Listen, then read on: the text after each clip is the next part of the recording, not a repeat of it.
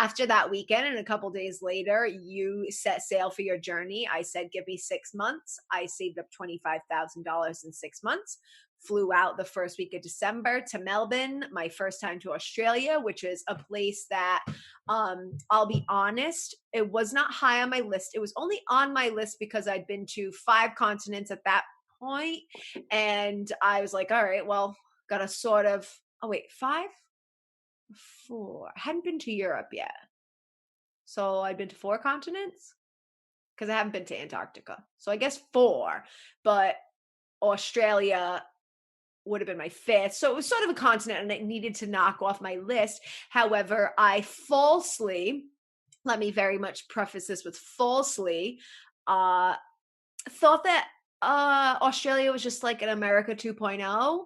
And I was like, well, why would you go there? There's no cultural difference. Except I realized it's like dream America. It's like the America we wish we could be. It's just better America. So it should be like America 1.0. Yeah. It's all the things America wants to be and tries to be, except is not.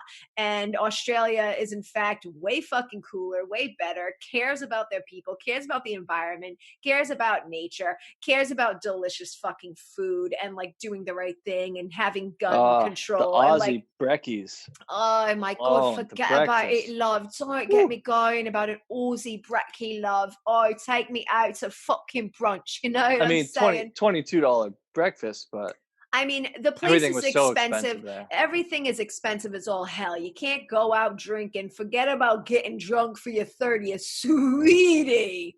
Nice try. You better buy a bottle of liquor and stay the fuck home because a cocktail is $22 in Australia. Ain't gonna happen unless you find yourself a friend who works in a business and get down to Fertility Fresh and get yourself a happy hour espresso martinis on the half, double half off. Oh, and then you get yourself like a $5 drink, and that shit is my shit. Very fond memories of going to Fertility Fresh, which is so fun. It's basically like a high-end, high-end Italian place. Yeah, but not like pasta, but like beautiful, beautiful, but like pizza and like Italian amazing cocktails and stuff. Aperitifs, beautiful fucking leathers and just like dripping in deep emerald colors and brass features. Very. Oh, it's so beautiful to be in there. That place was gorgeous. And just preface this by saying, we were traveling on the cheap, We didn't you saved up a lot of money, but we couldn't afford to just be dropping $20 on a cocktail fucking way. And having, because we're doing 4 cocktails. The amount we're talking $160 for 4 cocktails each. We ended up backpacking for like close to 6 or 7 months. And if we had been in Australia for that entire time, I spent like 6 weeks in Australia before we left. But if we had stayed in Australia for the whole time, I think our money would have lasted us 3 months. I would say 3 months we could have stayed in Australia and then we would have got jobs. If we stayed in Australia, we would have got jobs. So it would have been a bit different. For sure. And we would have needed to. But Fertility Fresh, so we're in this, high-end Italian place. I think the cocktail, I think the Negronis, which I hadn't really drank before that. No, me neither. Those were my first Negronis. Ooh. I have a very fondness. I don't know if that's the right way to say it, but I love Negronis now. I'll get them out. You're fond of a Negrone, a good Negrone. And they had Negronis on draft. And that's right. I think they were $18, I think. Somewhere around 20. All cocktails were 20 to $26. But they had happy hour, and Negronis were $8 from 2 to 4 or whatever. I forget the exact hours. So in the middle of the day, they were $8. So we're like, oh my God, this is unbelievable. But Josh, my friend who I went with, right? He worked for one of the restaurants in the restaurant group of Fertility Fresh. So he actually worked for a place he had the hookup. I think he worked for it was like a high-end Japanese, like they sold sushi, and he made these crazy cool cocktails with sake and all these crazy syrups. And So he was doing his thing, but they were part of the same restaurant group as Right. Fertility Fresh. Right. So he could go to any of the same restaurants and show his proof that he works at this restaurant, and he would get half off across the board. Oh, So, amazing. so we would go during happy hour for $8 Negronis, and then he would get half off. So we're drinking $4 Negronis, and let me tell you, we just said keep them coming Oh, because yeah. even a liquor store, everything was so expensive. It was very Like, expensive. like a bottle of bottle of vodka is like $60. Oh, whatever it was expensive for damn sure. So like we weren't just drinking like cheap as far as going out. We were drinking cheap like across the board. We were drinking cheaper there than going to the liquor store and make our own drinks. Now, let me say, if I could, because we've talked a lot about alcohol now, and I'm actually not a big drinker at all. This is a funny story. I'm much more of a stoner, Tizzy a weed head, which it took me a long time for all things. I was definitely Tess is high on life, always, doesn't smoke, doesn't drink, doesn't do any of those things until I was about 23, and then I tried my hand at some marijuana, and one thing led to another, and it's been an extraordinary 10 years since then. But we didn't really have access to much marijuana while we were in Australia because we didn't necessarily have friends there. Josh worked in the restaurant industry, so we sort of had a small connection through him. So I remember when I first got there, we got a little bit of weed, and like we rolled up a couple of spliffs of like half tobacco, half weed, and like we smoked those for a couple of days, all the way leading up to Christmas. Do you recall this? Yes, on the Yeah. beach. Oh, bad moment. Not shining bright moment of my Not life, your but best. no. I have I don't know. I have something ingrained in me that like someone's always going to be stealing my stuff, and I'm always Yeah. protective of my stuff. Everywhere Kelly and I have ever traveled to, if he's watching our bags while I like run to the bathroom or go grab us a snack or whatever it may be, the first thing I say to him before I walk away is, Make sure somebody doesn't steal our shit. make sure nobody steals our shit, like all the time. I'm just constantly, I don't know, someday when I luckily hopefully will get into therapy, I long for the day of having money so I can have a therapist. They will teach me my ways and things that I've been brought up and then fucked up with, but one of which is being stolen from. I always think I'm going to be stolen from. And we went to Half Moon Beach off Melbourne, wherever, epic beach for Christmas. We had espresso martinis in the morning. It was like 104 degrees, and obviously for people from New England, typically we're used to being in snow and having a white Christmas and being cold and freezing in the middle of winter. And that was my first year I'd ever been in a very different place for Christmas, and it was indeed 104 degrees. Beautiful. We started with espresso martinis. We made a sangria bag, put that in a box wine bag, took that to the beach with us.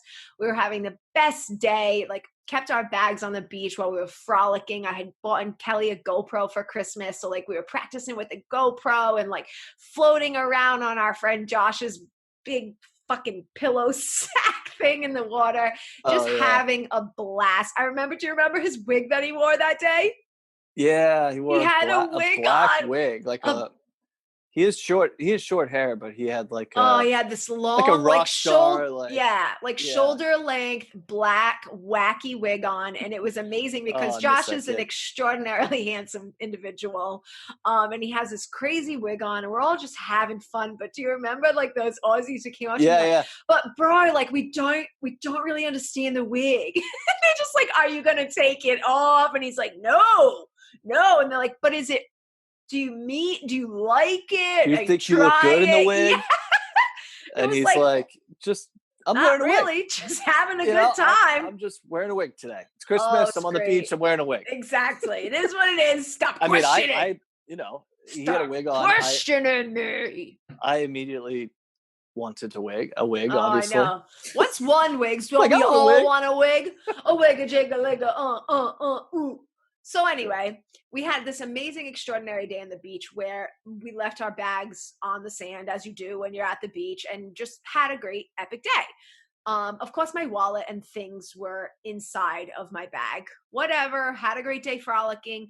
By the evening portion, we had sort of like moved over and found this awesome little crescent area. We were like, oh yeah, this is what we're gonna do for the night. Cause we were like, I remember we went there midday and we were like, we're gonna stay here until tomorrow morning. We're gonna stay all night, just Yeah. bring supplies, bring a blanket, whatever.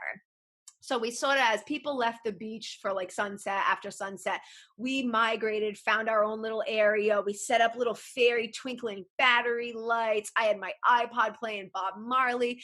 We ended up making friends with these extraordinary people to who were amazing and happened to be my little puzzle piece to marijuana, and they were just fucking gracious and wonderful. And I was like, Merry Christmas to me. We made friends with some stoners and they're smoking us up, and they were just extraordinary people who we danced and played and sang and had an amazing Christmas with on the beach, making friends with these Australians. And then by the end of the night, or maybe like 3 o'clock in the morning when they were leaving, I was like, wait, like, before you leave, like, could I buy some weed off you? Like, we don't have any, I don't have a connection. You've got a bunch. Can I please pay you? And he was like, no, no, no, no, no. Just let me give you some. And he like put some in my hand. He's like, it's for you. We're friends. Please take it. And I'm like, no, no, no. I'm insisting to this man. I'm like, no, no, no. I insist. Let me pay you. He's like, no, no. Like, they were already leaving. There was no reason for me to even be going out of my way to find my wallet in my bag at that point, while I had been smoking and drinking and having a blast and frolicking in the sun all day. But I was so concerned with giving him money for what he had gifted me that I went searching in my backpack and, of course, couldn't find my wallet. Proceeded to pull a full fucking tizzy, a full tizzy, That's why it's they named that. stole my stuff. My wallet's stolen, and I went berserk. It was not a cool moment Yeah. for me. Everyone definitely thought I was a psychopath. I think the friends we'd made had now evacuated the beach, and he was just sort of like, I never wanted your money in the first place. I'm sorry now that your wallet's stolen, but like, we're out of here, and like, you're a bit fucking crazy, bitch. Of course, after searching further, I found my wallet, so that was even more embarrassing for me. But my fears lied in, I basically had this one Charles Schwab checking account that I worked really hard to get. Oh God, that's a whole nother story that I worked really hard to get before our trip, that would reimburse all of my foreign transaction fees and bank account fees while we were Yeah. gone. And That so card was awesome. it was of the utmost importance to me. And when I thought at the first leg of my trip, a few days into being, or a couple of weeks into being in Australia, my fucking wallet was already missing, I was a bit distraught. But it was not a proud moment. It was not a cool moment. I was a psychopath.